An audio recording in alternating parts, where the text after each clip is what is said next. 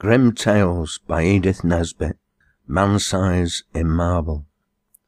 Although every word of this story is as true as despair, I do not expect people to believe it. Nowadays, a rational explanation is required before belief is possible. Let me then, at once, offer the rational explanation, which finds most favour amongst those who have heard the tale of my life's tragedy.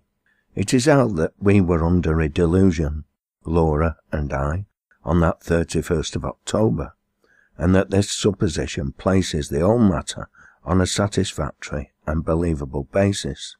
The reader can judge, when he too has heard my story, how far this is an explanation, and in what sense it is rational. There were three who took part in this, Laura and I, and another man. The other man still lives, and can speak to the truth of the least credible part of my story. I never in my life knew what it was to have as much money as I required to supply the most ordinary needs, good colours, boots, and cab fares, and when we were married we knew quite well that we should only be able to live at all by strict punctuality and attention to business. I used to paint in those days, and Laura used to write, and we felt sure we could keep the pot at least simmering. Living in town was out of the question, so we went to look for a cottage in the country, which should be at once sanitary and picturesque.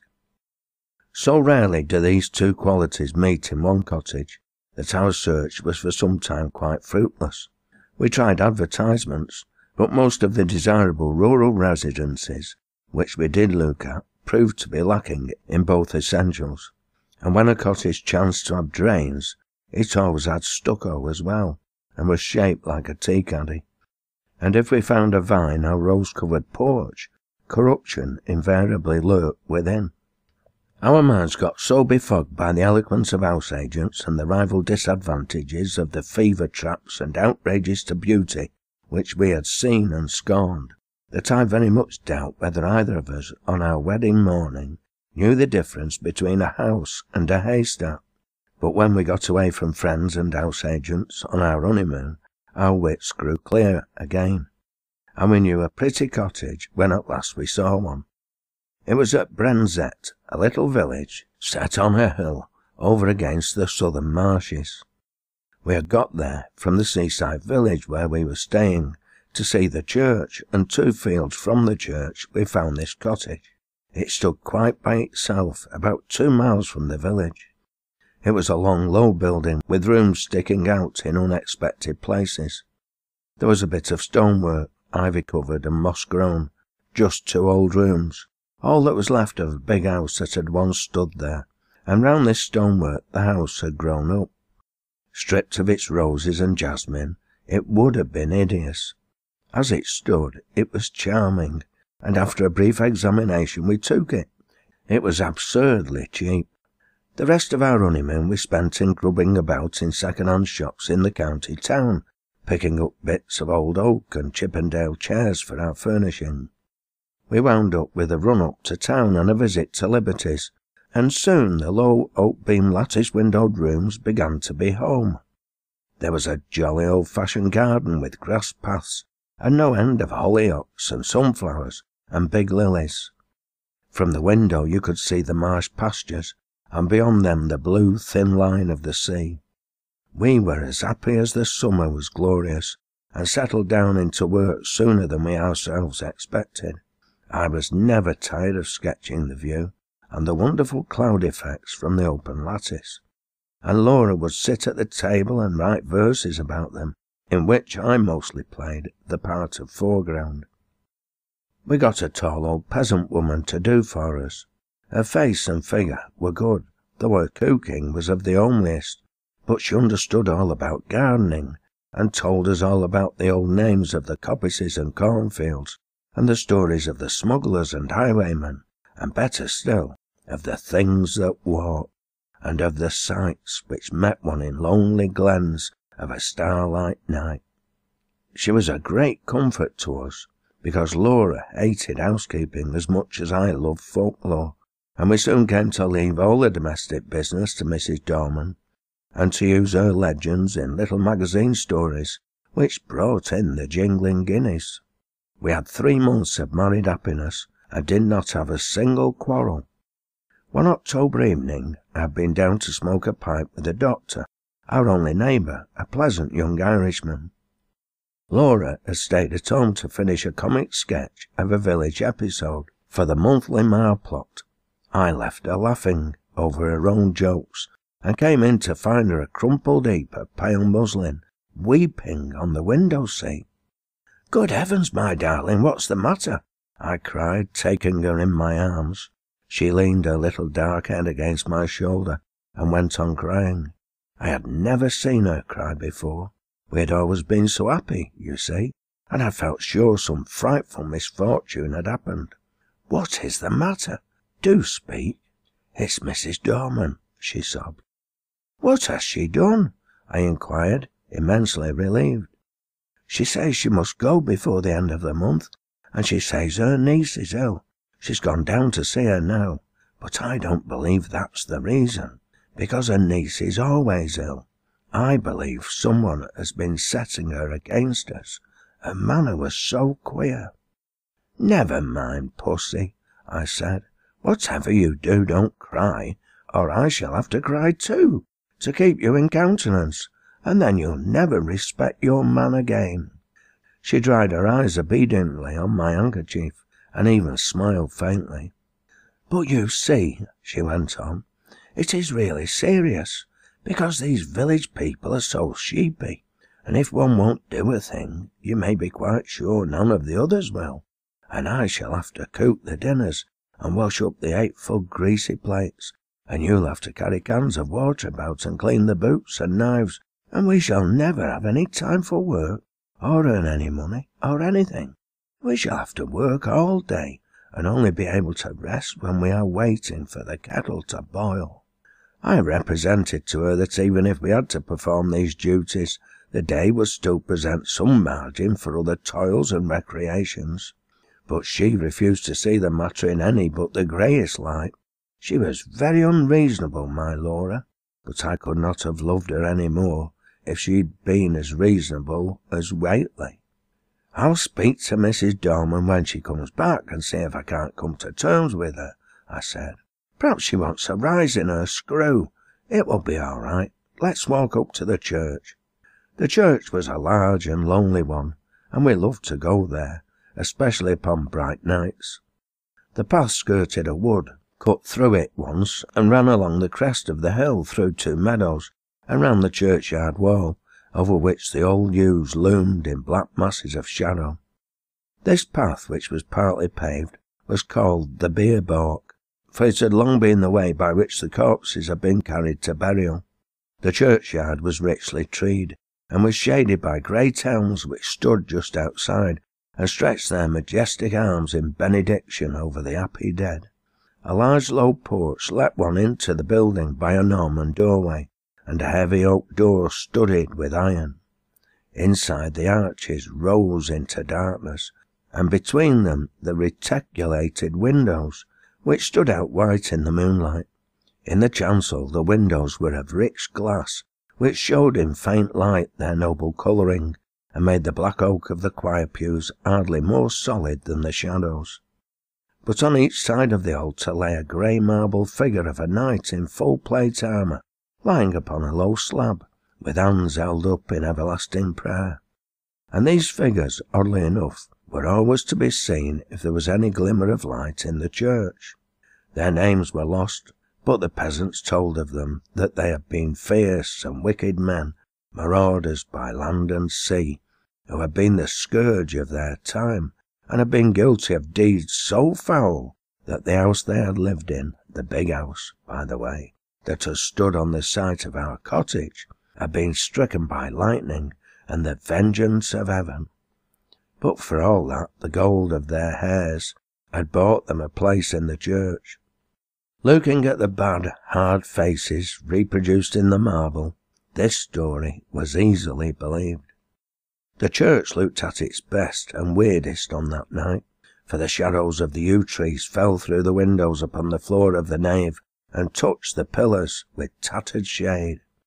We sat down together without speaking, and watched the solemn beauty of the old church with some of that awe which inspired its early builders. We walked to the chancel and looked at the sleeping warriors.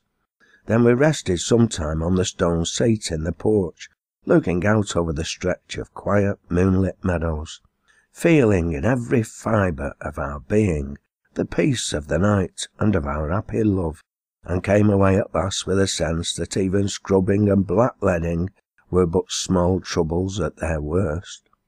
Mrs. Dorman had come back from the village, and I at once invited her to a tete-a-tete. "Now, Mrs. Dorman," I said, when I had got her into my painting room, "what's all this about your not staying with us?" "I shall be glad to get away, sir, before the end of the month," she answered with her usual placid dignity. "Have you any fault to find, Mrs. Dorman?" "None at all, sir. You and your lady have always been most kind, I'm sure." "Well, what is it? Are your wages not high enough?" "No, sir, I gets quite enough." "Then why not stay?" "I'd rather not," with some hesitation. "My niece is ill." "But your niece has been ill ever since we came." No answer. There was a long and awkward silence. I broke it. "Can't you stay for another month?" I asked. "No, sir, I'm bound to go by Thursday." And this was Monday. "Well, I must say, I think you might have let us know before. There's no time now to get anyone else, and your mistress is not fit to do heavy housework. Can't you stay till next week? I might be able to come back next week." I was now convinced that all she wanted was a brief holiday, which we should have been willing enough to let her have as soon as we could get a substitute. "But why must you go this week?" I persisted. "Come out with it." Mrs. Dorman drew the little shawl, which she always wore, tightly across her bosom, as though she were cold. Then she said, with a sort of effort, "They say, sir, as this was a big house in Catholic times, and there was a many deeds done here." The nature of the deeds might be vaguely inferred from the inflection of Mrs. Dorman's voice, which was enough to make one's blood run cold. I was glad that Laura was not in the room. She was always nervous, as highly strung natures are, and I felt that these tales about our house told by this old peasant woman, with her impressive manner and contagious credulity, might have made our home less dear to my wife. "Tell me all about it, Mrs. Dorman," I said. "You needn't mind about telling me. I'm not like the young people who make fun of such things." Which was partly true. "Well, sir," she sank her voice, "you may have seen in the church, beside the altar, two shapes." "You mean the effigies of the knights in armour?" I said cheerfully. "I mean them two bodies, drawed out man-size in marble," she returned, and I had to admit that her description was 1,000 times more graphic than mine, to say nothing of a certain weird force and uncanniness about the phrase, "drawed out man-size in marble." "They do say as on All Saints' Eve them two bodies sits up on their slabs and gets off of them, and then walks down the aisle in their marble." Another good phrase, Mrs. Dorman. "And as the church clock strikes 11, they walks out of the church door and over the graves and along the bier balk, and if it's a wet night, there's the marks of their feet in the morning." "And where do they go?" I asked, rather fascinated. "They comes back here to their home, sir, and if anyone meets them—" "Well, what then?" I asked. But no, not another word could I get from her, save that her niece was ill and she must go. After what I had heard, I scorned to discuss the niece, and tried to get from Mrs. Dorman more details of the legend. I could get nothing but warnings. "Whatever you do, sir, lock the door early on All Saints' Eve, and make the cross sign over the doorstep and on the windows." "But has anyone ever seen these things?" I persisted. "That's not for me to say. I know what I know, sir." "Well, who was here last year?" "No one, sir. The lady as owned the house only stayed here in summer, and she always went to London a full month afore the night." and I'm sorry to inconvenience you and your lady, but my niece is ill, and I must go on Thursday." I could have shaken her for her absurd reiteration of that obvious fiction, after she had told me her real reasons. She was determined to go, nor could our united entreaties move her in the least. I did not tell Laura the legend of the shapes that walked in their marble, partly because a legend concerning our house might perhaps trouble my wife, and partly, I think, from some more occult reason. This was not quite the same to me as any other story, and I did not want to talk about it till the day was over. I had very soon ceased to think of the legend, however. I was painting a portrait of Laura against the lattice window, and I could not think of much else. I had got a splendid background of yellow and grey sunset, and was working away with enthusiasm at her face. On Thursday Mrs. Dorman went. She relented at parting so far as to say, "Don't you put yourself about too much, ma'am, and if there's any little thing I can do next week, I'm sure I shan't mind." From which I inferred that she wished to come back to us after Halloween. Up to the last she adhered to the fiction of the niece with touching fidelity. Thursday passed off pretty well. Laura showed marked ability in the matter of steak and potatoes, and I confess that my knives and the plates, which I insisted upon washing, were better done than I had dared to expect. Friday came. It is about what happened on that Friday that this is written. I wonder if I should have believed it if anyone had told it to me. I will write the story of it as quickly and plainly as I can. Everything that happened on that day is burnt into my brain. I shall not forget anything, nor leave anything out. I got up early, I remember, and lighted the kitchen fire, and had just achieved a smoky success, when my little wife came running down as sunny and sweet as the clear October morning itself. We prepared breakfast together, and found it very good fun. The housework was soon done, and when brushes and brooms and pails were quiet again, the house was still indeed. It is wonderful what a difference one makes in a house. We really missed Mrs. Dorman, quite apart from considerations concerning pots and pans. We spent the day in dusting our boots and putting them straight, and dined gaily on cold steak and coffee. Laura was, if possible, brighter and gayer and sweeter than usual, and I began to think that a little domestic toil was really good for her. We had never been so merry since we were married, and the walk we had that afternoon was, I think, the happiest time of all my life. When we had watched the deep scarlet clouds slowly pale into leaden grey against a pale blue sky, and saw the white mist curl up along the hedgerows in the distant marsh, we came back to the house silently, hand in hand. "You are sad, my darling," I said half-jestingly, as we sat down together in our little parlour. I expected a disclaimer, for my own silence had been the silence of complete happiness. To my surprise she said, "Yes, I think I am sad, or rather I am uneasy. I don't think I'm very well. I've shivered 3 or 4 times since we came in, and it is not cold, is it?" "No," I said, and hoped it was not a chill caught from the treacherous mists that roll up from the marshes in the dying light. "No," she said. She did not think so. Then, after a silence, she spoke suddenly. "Do you ever have presentiments of evil?" "No," I said, smiling, "and I shouldn't believe in them if I had." "I do," she went on. "The night my father died I knew it, though he was right away in the north of Scotland." I did not answer in words. She sat looking at the fire for some time in silence, gently stroking my hand. At last she sprang up, came behind me, and drawing my head back, kissed me. "There, it's over now," she said. "What a baby I am. Come, light the candles, and we'll have some of these new Rubinstein duets." And we spent a happy hour or 2 at the piano. At about 10:30 I began to long for the good-night pipe. but Laura looked so white that I felt it would be brutal of me to fill our sitting-room with the fumes of strong Cavendish. "I'll take my pipe outside," I said. "Let me come too." "No, sweetheart, not tonight. You're much too tired.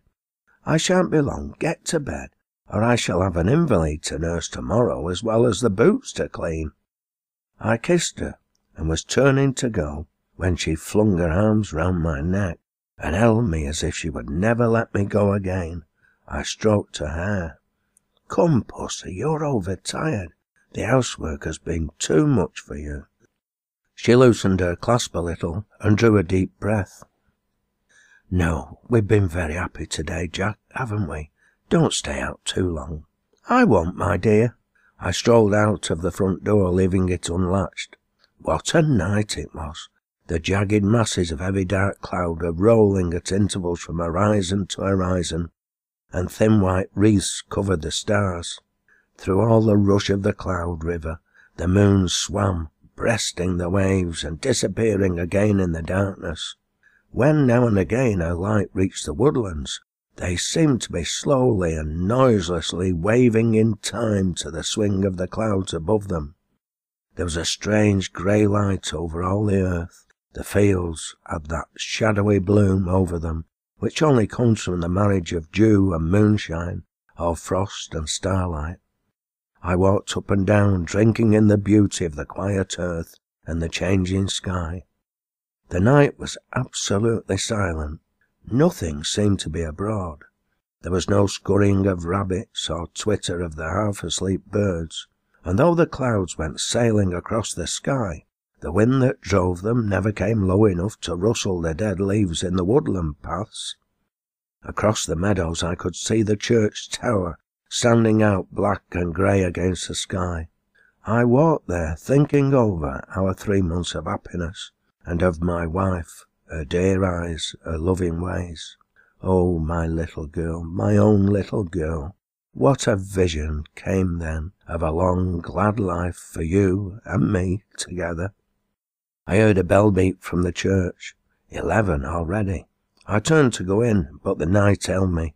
I could not go back into our little warm rooms yet. I would go up to the church. I felt vaguely that it would be good to carry my love and thankfulness to the sanctuary, whither so many loads of sorrows and gladness had been borne by the men and women of the dead years. I looked in at the low window as I went by. Laura was half lying on her chair in front of the fire. I could not see her face, only her little head showed dark against the pale blue wall. She was quite still, asleep no doubt. My heart reached out to her as I went on. There must be a God, I thought, and a God who was good.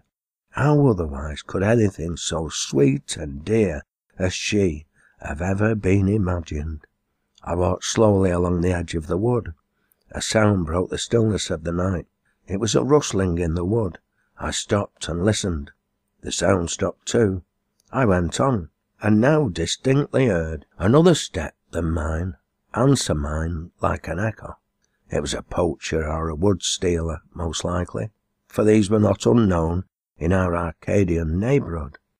But whoever it was, he was a fool not to step more lightly. I turned into the wood, and now the footsteps seemed to come from the path I had just left. It must be an echo, I thought. The wood looked perfect in the moonlight. The large dying ferns and the brushwood showed where, through thinning foliage, the pale light came down. The tree trunks stood up like Gothic columns all around me. They reminded me of the church, and I turned into the bier balk and passed through the corpse gate between the graves to the low porch. I paused for a moment on the stone seat where Laura and I had watched the fading landscape. Then I noticed that the door of the church was open, and I blamed myself for having left it unlatched the other night. We were the only people who ever cared to come to the church, except on Sundays, and I was vexed to think that through our carelessness the damp autumn airs had a chance of getting in and injuring the old fabric. I went in. It will seem strange, perhaps, that I should have gone halfway up the aisle before I remembered with a sudden chill, followed by a sudden rush of self-contempt, that this was the very day and hour when, according to tradition, the shapes drawed out man-size in marble began to walk. Having thus remembered the legend, and remembered it with a shiver of which I was ashamed, I could not do otherwise than walk up towards the altar, just to look at the figures, as I said to myself. Really, what I wanted was to assure myself, first, that I did not believe the legend, and secondly, that it was not true. I was rather glad that I had come. I thought now I could tell Mrs. Dorman how vain her fancies were, and how peacefully the marble figures slept on through the ghastly hour. With my hands in my pockets I passed up the aisle. In the grey dim light the eastern end of the church looked larger than usual, and the arches above the two tombs looked larger too. The moon came out and showed me the reason. I stopped short. My heart gave a leap that nearly choked me, and then sank sickeningly. The bodies drawed out man-size were gone, and their marble slabs lay wide and bare in the vague moonlight that slanted through the east window. Were they really gone, or was I mad? Clenching my nerves, I stooped and passed my hand over the smooth slabs, and felt their flat, unbroken surface. Had someone taken the things away? Was it some vile practical joke? I would make sure, anyway. In an instant I had made a torch of a newspaper which happened to be in my pocket, and lighting it held it high above my head. Its yellow glare illumined the dark arches and those slabs. The figures were gone, and I was alone in the church. Or was I alone? And then a horror seized me, a horror indefinable and indescribable, an overwhelming certainty of supreme and accomplished calamity. I flung down the torch and tore along the aisle and out through the porch, biting my lips as I ran to keep myself from shrieking aloud. Oh, was I mad, or what was this that possessed me? I leaped the churchyard wall and took the straight cut across the fields, led by the light from our windows.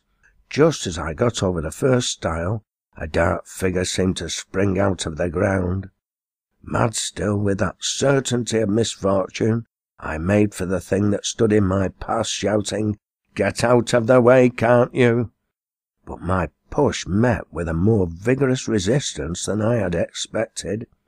My arms were caught just above the elbow, and held as in a vice, and the raw-boned Irish doctor actually shoot me.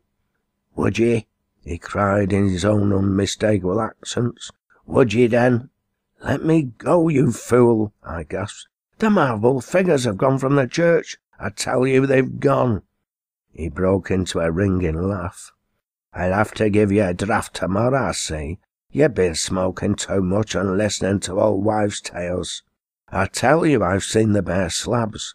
Well, come back with me. I'm going up to old Palmer's, his daughter's ill.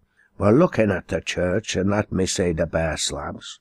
"You go if you like," I said, a little less frantic for his laughter. "I'm going home to my wife." "Rubbish, man," said he. "Do you think I'll permit of that? Are you to go saying all your life that you've seen solid marble endowed with vitality, and me to go all my life saying you were a coward? No, sir, you shan't do it." The night air, a human voice, and I think also the physical contact with this 6 feet of solid common sense, brought me back a little to my ordinary self, and the word coward was a mental shower bath. "Come on then," I said sullenly. "Perhaps you're right." He still held my arm tightly. We got over the stile and back to the church. All was still as death. The place smelt very damp and earthy. We walked up the aisle. I am not ashamed to confess that I shut my eyes. I knew the figures would not be there. I heard Kelly strike a match. "Here they are, you see. Right enough. You've been dreaming of drinking, asking your pardon for the imputation." I opened my eyes. By Kelly's expiring vesta I saw 2 shapes lying in their marble on their slabs. I drew a deep breath and caught his hand. "I'm awfully indebted to you," I said. "It must have been some trick of light. or I've been working rather hard. Perhaps that's it. Do you know, I was quite convinced they were gone." "I'm aware of that," he answered rather grimly. "You'll have to be careful of that brain of yours, me friend, I assure you." He was leaning over and looking at the right-hand figure, whose stony face was the most villainous and deadly in expression. "By Jove," he said, "something has been afoot here. This hand is broken." And so it was. I was certain that it had been perfect the last time Laura and I had been there. "Perhaps someone has tried to remove them," said the young doctor. "That won't account for my impression," I objected. "Too much painting and tobacco will account for that, well enough." "Come along," I said, "or my wife will be getting anxious. You'll come in and have a drop of whiskey and drink confusion to ghosts and better sense to me. I ought to go up to Palmer's, but it's so late now I'd best leave it till morning," he replied. "I was kept late at a union, and I've had to see a lot of people since." "All right, I'll come back with you." I think he fancied I needed him more than did Palmer's girl. So, discussing how such an illusion could have been possible, and deducing from this experience large generalities concerning ghostly apparitions, we walked up to our cottage. We saw as we walked up the garden path that bright light streamed out of the front door, and presently saw that the parlour door was open too. Had she gone out? "Come in," I said, and Dr. Cowle followed me into the parlour. It was all ablaze with candles, not only the wax ones, but at least a dozen guttering, glaring tallow dips, stuck in vases and ornaments, in unlikely places. Light, I knew, was Laura's remedy for nervousness. Poor child, why had I left her, brute that I was? We glanced around the room, and at first we did not see her. The window was open, and the draught set all the candles flaring one way. Her chair was empty, and her handkerchief and boot lay on the floor. I turned to the window. There, in the recess of the window, I saw her. Oh, my child, my love! Had she gone to that window to watch for me? And what had come into the room behind her? To what had she turned with that look of frantic fear and horror? Oh, my little one! Had she thought it was I whose steps she heard, and turned to meet what? She had fallen back across a table in the window, and her body lay half on it and half on the window seat, and her head hung down over the table, the brown hair loosened and fallen to the carpet. Her lips were drawn back, and her eyes wide, wide open. They saw nothing now. What had they seen last? The doctor moved towards her, but I pushed him aside and sprang to her, caught her in my arms and cried, "It's all right, Laura, I've got you safe." She fell into my arms in a heap. I clasped and kissed her, and called her by all her pet names, but I think I knew all the time that she was dead. Her hands were tightly clenched. In one of them she held something fast. When I was quite sure that she was dead, and that nothing mattered at all any more, I let him open her hand to see what she held. It was a grey marble finger.